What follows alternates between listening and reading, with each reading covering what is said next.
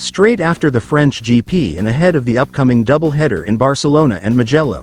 The latter is hosting a private test where Honda and Yamaha's full-time MotoGP riders are busy working to find improvements.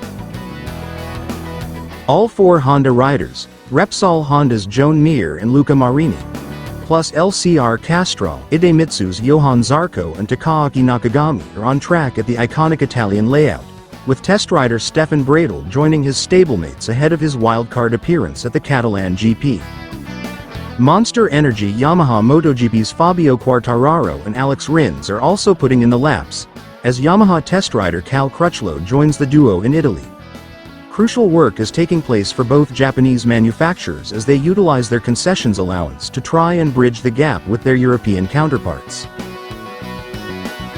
And speaking of European factories, one team has joined Honda and Yamaha at Mugello for some private test action, Aprilia Racing, as test rider Lorenzo Savadori also spins some important laps. Luca Marini made it 2 finishes from 2 starts at the French GP. Riding with the other Honda riders has helped Marini to further understand the areas he and the team have room to improve. He finished 16th, just shy of the points. It was another long race for us where we are working on those same areas that are troubling us. We can see that Joan, who was doing a great race until he fell, is able to make a big step over the course of the weekend. I am missing this step a little bit, so we need to understand that. I am looking forward to Mugello for the test. I am sure that we can find something there and bring it into Barcelona, the number 10 said. While teammate Joan Mir crashed, showing top 10 pace and focusing on positives. The important thing to take away from today is the feeling that I had on the bike. After yesterday and the issue we had, it was great to be able to make another step with the setting and have a good pace in the race. I was able to confirm my feelings, and I want to say thanks to the Repsol Honda team for their work today. They provided me with a bike where I could attack.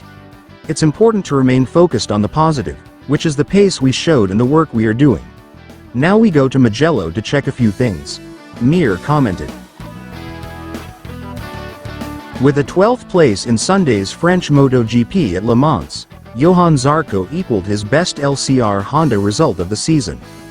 Now when you get 4 points, you take it as a positive, Zarco said. First target, finish the race and get these points. We know we are not competitive yet, we accept it, but we try to keep working as if we can play for the podium to keep these feelings.